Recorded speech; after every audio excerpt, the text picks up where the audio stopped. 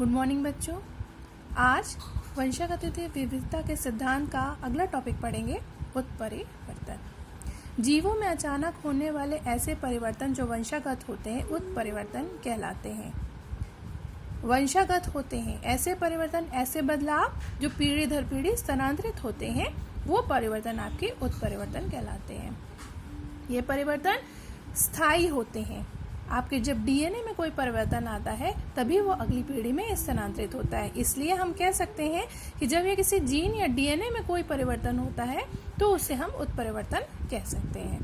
अब उत्परिवर्तन के प्रकार कितने प्रकार के होते हैं? 2, जीन म्यूटेशन या जीन की संरचना में परिवर्तन, या क्रोमोसोम म्यूटेशन या गुणसूत्र म्यूटेशन, मतलब क्रोमोसोम की संरचना या उनकी संख्या में परिवर्तन हो जाएगा तो उसको हम क्रोमोसोम म्यूटेशन कहते हैं या गुणसूत्र उत्परिवर्तन कहते हैं।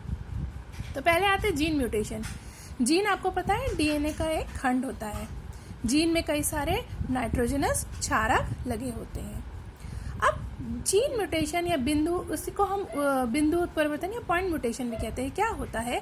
जीन के क्षारीय अनुक्रम में होने वाले परिवर्तन को, आपको पता है प्यूरिन और पिरिमिडीन जो क्षारीय होते हैं वो आपके डीएनए में प्रेजेंट होते हैं।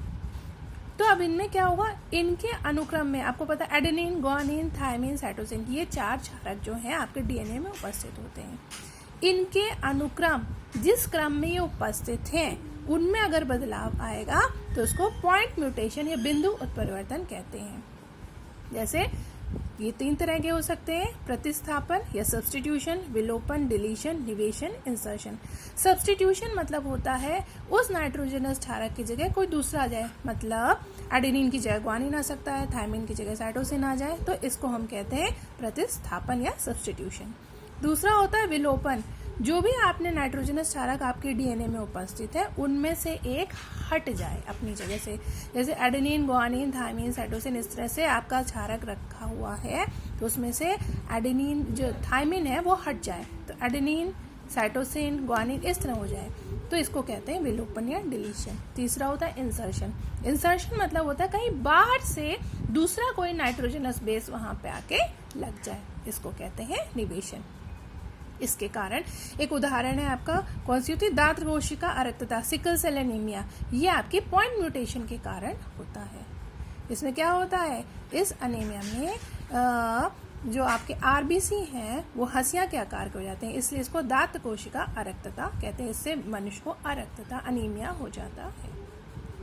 आगे बढ़ते हैं, क्रोमोसोम म्यूटेशन या गुणसूत्र उत्परिवर्तन। क्रोमोसोम म्यूटेशन 2 तरह से हो सकता है, क्रोमोसोम की संरचना में या संख्या में। तो पहले हम पढ़ रहे हैं क्रोमोसोम की संरचना में जो उत्परिवर्तन होता है। पहला है विलोपन या डिलीशन। जब गुणसूत्र का एक बड़ा खंड नष्ट हो जाए तो इसे विलोपन कह सकते हैं, मतलब पूरा का पूरा खंड जो है वहां से हट गया है। दूसरा है दोहराव। जब गुणसूत्र का एक खंड 2 बार दोहराया जाता है इसे दोहराव या डुप्लीकेशन कहते हैं। एक उदाहरण यहाँ पे दिया है, देखिए ये आपका क्रोमोसोम का खंड है, इसमें जीन है ABCDE। इसमें दोहराव में क्या हो रहा है? देखिए आपका ये जो जीन है D, ये बार बार इसमें आया है, तो इसको हम डुप्लीकेशन कह सकते हैं। तीसरा होता है ट्रांसलोकेशन या स्थानांतरण।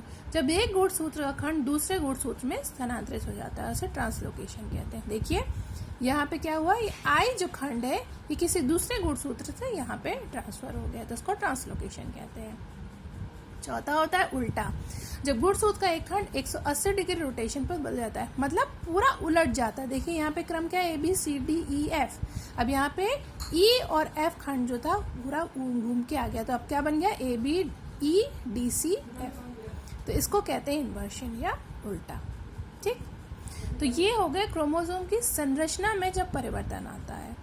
आगे किसी जीव, या आपको मालूम है कि सभी जीव जंतुओं में डिप्लॉइड सेट होता है, मतलब ह्यूमंस में भी क्या होता है? हम कहते हैं 23 जोड़ी गुणसूत्र, मतलब डिप्लॉइड होते हैं, हम द्विगुणित होते हैं।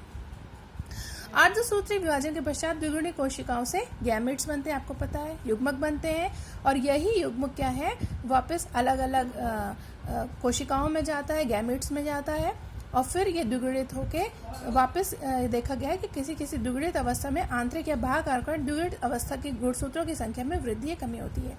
तो यही जब अर्धसूत्री विभाजन होता है, जब गैमेट्स बनते हैं, तो कई बार कुछ ऐसे कारक होते हैं जिनके कारण जब गैमेट्स में आपके जो युग्मक कोशिकाओं में जब आपके गुणसूत्र जा रहे होते हैं तो उनमें कुछ बदलाव आ जाते हैं, कुछ परिवर्तन आ जाते हैं।